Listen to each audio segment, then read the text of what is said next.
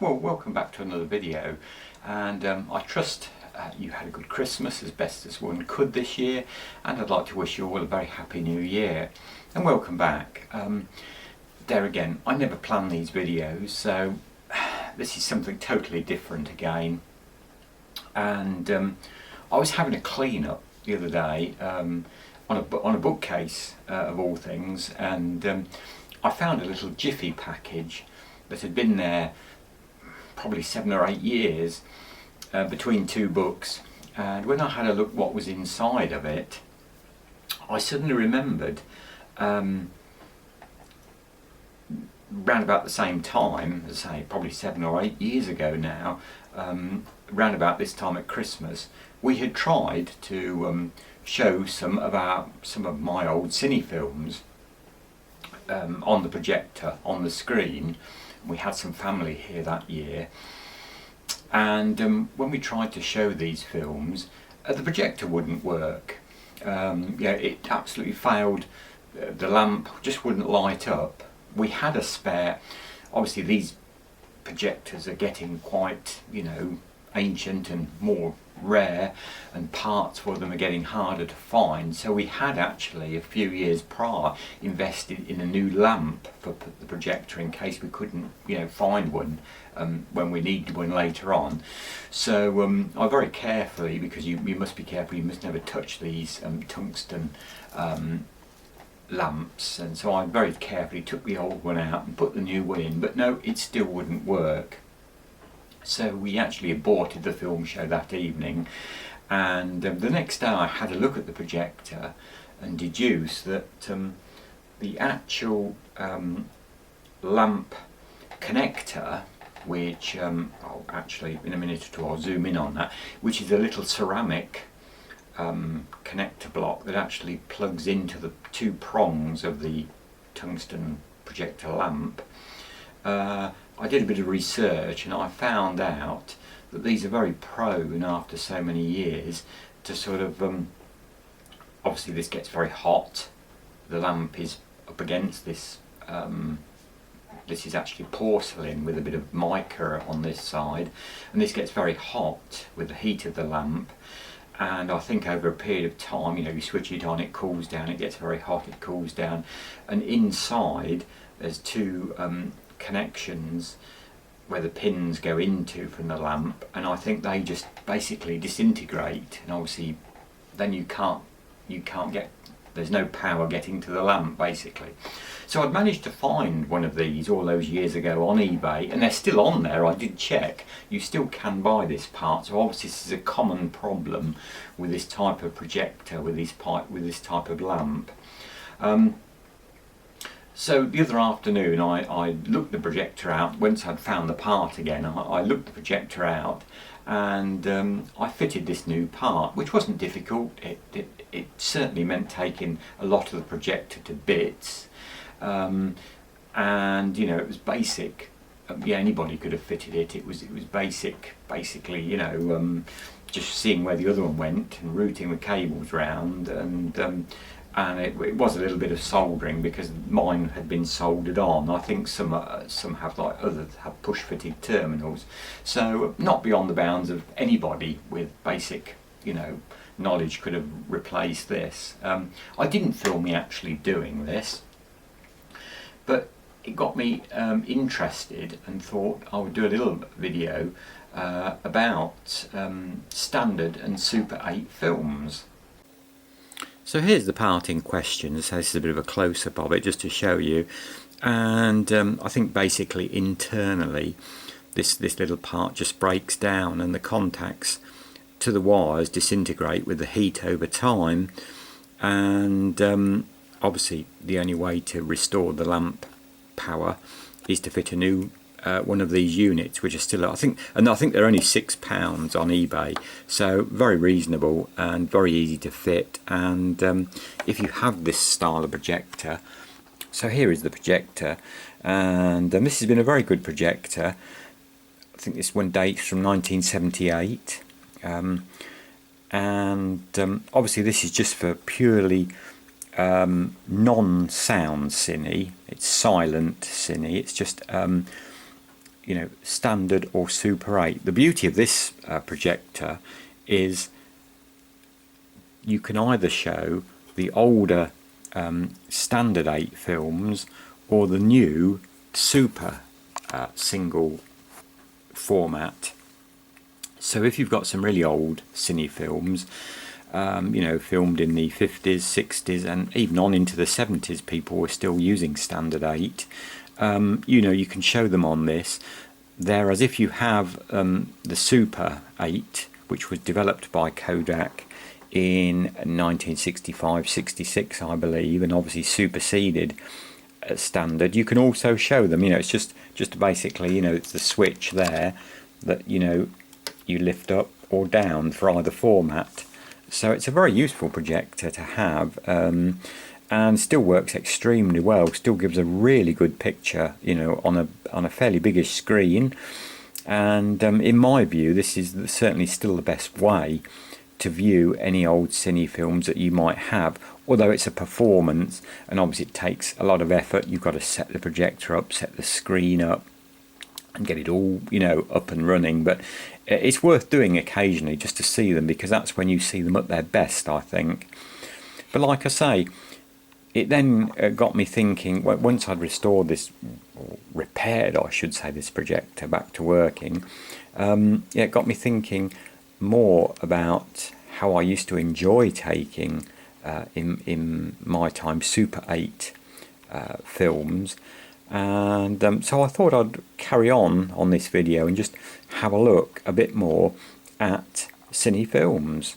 So as I say, moving on, I then, after I'd repaired the projector, I went and looked out my old Super 8 camera, and this actually is a Canon 514 XL.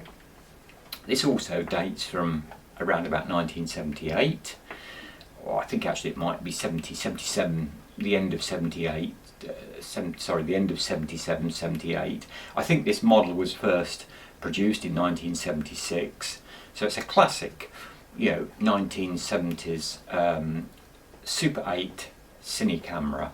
A very nice little compact camera, very easy to use, you know, very basic controls. I'll do a close-up of it to show you. So having a bit of a closer look at this Canon Super 8 cine camera, as I say, very basic. You know, there you've got a self timer on it. You've got a battery level indicator which lights a little light up in the viewfinder to make sure your motor batteries are still in good condition. You've got a film guide there that tells you how much film you've got left. Obviously that orange line runs along as you take the film. It moves, you know, sort of from the left to the right, and then you've got, like I say, you've got a self timer there, and you've got the main switch to switch it on and off, and it's very basic. You've got quite a reasonable lens on this one. On the top you've got a wide and a telephoto, which on cine film it's best to try and avoid that and only use it very briefly. Turning the camera around, you know, it's there again, all very basic stuff. The inside you've got two AA cells there, and that's where the film cartridge goes in, and then that just shuts down, and that's basically your camera. And obviously this is motor driven, with the two cells driving that.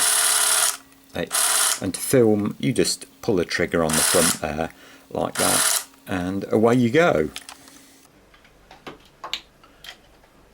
So what I didn't say about this Canon camera was the 514. The 5 stands, or means, because it's got a 5x zoom lens on it, and basically the 1.4, it's got a 1.4 lens, and I think that's what interpretation of those numbers. Whilst I was finding the camera, I came across a brand new unopened Kodachrome 40, a film that had been put with the camera, and obviously many years ago, and never ever used. I mean, it's a shame. This is the film I used to like and used to film with in the 70s and, as I say, on into the 80s. Kodachrome, as I think I've mentioned before here, Kodachrome was developed by Kodak in this cartridge, very easy to use system in about 1965 in the UK, and I think all over the world basically. And I like Kodachrome film. It had good colours. It seemed, you know, they always seemed to develop. Obviously, what happened was when you'd shot this film, like I've said, you got 3 minutes 20 seconds on one of these films to shoot. When you'd film that, inside the packaging, there's an envelope that you would put a stamp on, and you used to send the films back for processing at Kodak. I think in the UK it was down, used to go past it on the train from where I lived down to Euston. Around about Hemel Hempstead there was a big Kodak, massive Kodak site there. I think it's all been built on now, it's all been pulled down, and so you'd send your films back in the envelope, and then obviously as this is a colour positive reversal film, Kodachrome, you would get a reel of film back to show on your projector. And I mean, that's what you did in those days. I mean, it's quite interesting because totally unlike video of today, you know, you had to wait obviously until you'd shot all the film, then you'd have to wait and send it back, you know. So we could be talking, even after you'd posted it off, there could be a 5 to 10 day, you know, time lag before you got your film back, and then you could put it on your projector and show it and see what results you'd got. You know, it might be a total disaster, it might be something wonderful, but it certainly wasn't. Super 8 was certainly not instantaneous in that, you know, respect. I mean, we're so lucky today. I mean, you know, I see YouTubes, and I mean, a lot of people, most of us have got mobile phones that have got reasonable good, or very good, I should say, video capabilities on them, you know, or you know, you can use one of these mirrorless SLR type video cameras. I've got several of the small, what I still call as camcorders. That they're very basic and very easy to use, and I get on well with those. They've perhaps not got the quality, but they serve me well. I've got a Sony, and funny enough, I'm filming this on a Canon. And but there's loads of different, you know, ways you can do video these days. And the thing about video, the one big difference I feel is, you know, like I did this video yesterday, and when I come to look at it, I wasn't happy with the light. This time of year it's very poor light, and so I don't have particularly grandiose equipment, so you know, I tend to struggle a bit still with the light in certain areas. And also I rambled on for about 50 minutes, and I thought, oh my goodness, how am I going to, that's a lot of editing. You know, I do try and edit bits out if it goes on too long. So I'm doing this again today, but that's the beauty of video. You know, as long as you've got the battery life and you've got the memory, you can film basically for as long as you know you can keep going, as your memory or your battery will keep going, sort of thing. Whereas, as I say, with Super 8 film, you've only got that, you know, 3 minutes 20, and then you've got to send the film off for processing, so you don't see it perhaps for another, you know, 7 to 10 days thereafter. So it's a totally different medium, and also film is totally different to look at. I mean, it's more grainy. It's film. You know, it's a totally different look. And as I say, I will post a short 12-minute film that I took with this camera on a separate video if you'd like to have a look at that. It's nothing, it certainly wouldn't have won me any Oscars when I took this in 1984, this little film. In that particular year I was without a boat, and I went down to have a look at several boats on the Thames, and in between doing that I went for 1 or 2 trips. There was I think they still run today, Salters used to have steamers that run up and down the Thames almost like a bus. You know, you get on and off them, and and I went on several trips on these sort of steamers that year as just a bit of a day out, and I took my camera along and took little bits of film of that. So that's what the film is. I was very inspired by my mum, who used to make little films of us as children when we were growing up in the sort of early 60s. And my mum was very artistic, and perhaps in another life, had she had the chance, she was a very good photographer, and she might have gone into it professionally had the chance been there. But I mean, for her, sadly, it wasn't, and like a lot of her generation. But she inspired me, and and just as we used to mess about, obviously she took mainly family, and that was her interest, but it really inspired me, and I loved the format of film, and I used to like seeing her editing and cutting the films up and joining films together, and she made one or two silly little films, all cut in, and of us as children, and they were quite clever, and so that very much inspired me then, because there was no other. If you wanted a film, and you wanted a moving film in the 70s and on into the early 80s, the only format there was 8mm Super 8 cine film. I'm going to try and be quick today because I don't want this to drag on too long. Sadly, Kodachrome is no longer available. You can't buy Kodachrome films. I think the last Kodachrome film that was processed in the UK was about 2009, and they tell me the whole process has been lost to process that film.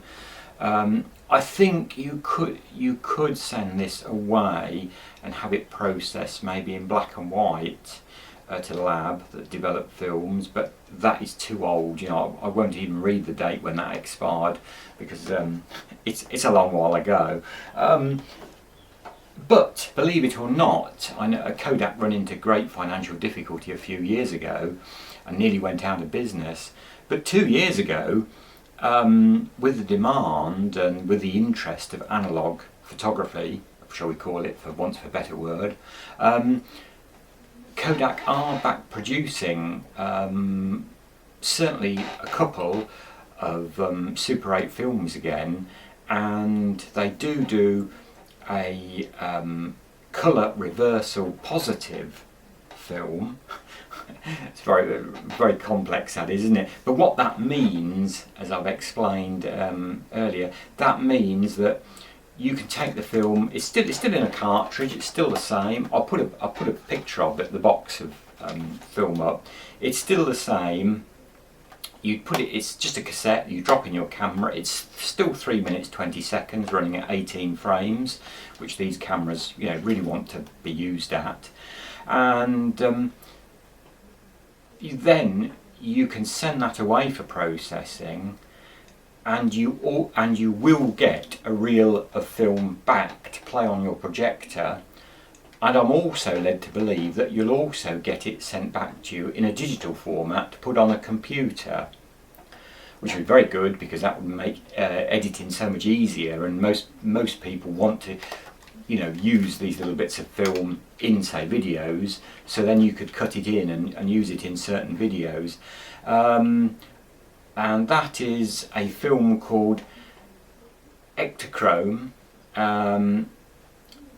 It looks as though it gets very good reviews. I've looked at several people that have used this film, and I think that's only been out since about 2018. Might be wrong on that.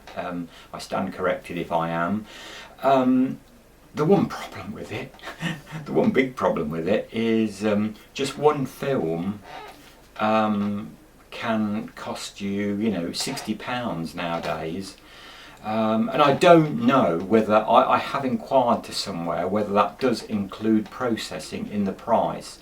When I was just coming on to price, I meant to say about price, the little film that I made in 1984 about the River Thames and my look at the River Thames in 1984, I used 4 of these films, Kodachrome 40s. Obviously that was 1984. I think I was paying just about under £6 a film then for them. And so it's 12 minutes long, so there's 4 films used, because some was, some you get edited out and you cut some of it, and what have you. And so that was about in 1984. That cost me £25. So that was quite a lot of money then. Cine film was never that cheap in the UK, but it was affordable. You know, you couldn't afford to waste it. You had to. Cine film is you have to be very selective of what you want to take.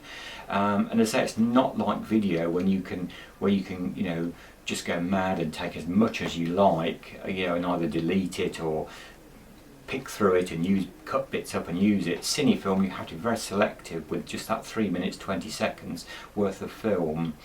So yeah, 1984, that was about £25 that cost me, and I looked on the Google converter to what would that equate to today, and it was about £80.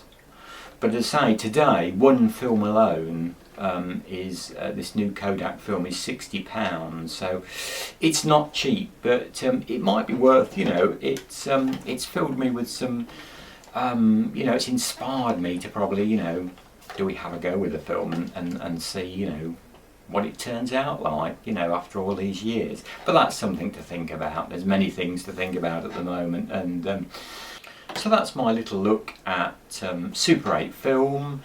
And as I say, that all started by repairing the projector and getting that up and running, and as I say, then looking at the old camera and getting the old camera out and being amazed that it still works as good as the day, you know. It was put away, and I must remember to take the batteries out of it before I put it back in the cupboard. That's vital, you know, as I say. And as I say, if you're looking for a camera, these kind of cameras appear regularly on such sites as eBay or second-hand shops or whatever, you know. And they're not a lot of money, you know, as I say. I mean, sadly, like I say, the films are so expensive these days. But anyway, thanks as always for watching. Please do subscribe, like, comment, and we will see you in a future video. And I'll let you know whether I decide to take this Super 8 film idea any further and invest in one of these new films, or if I hear back and what the price of, if that £60 for a film does include processing, because if you have to pay another so much money to have it processed, that is going to get very expensive. So there we go. Thanks as always, and I look forward to seeing you all in a future video. And thanks as always for watching, and thanks for your kind comments and likes and subscribes, and bye for now.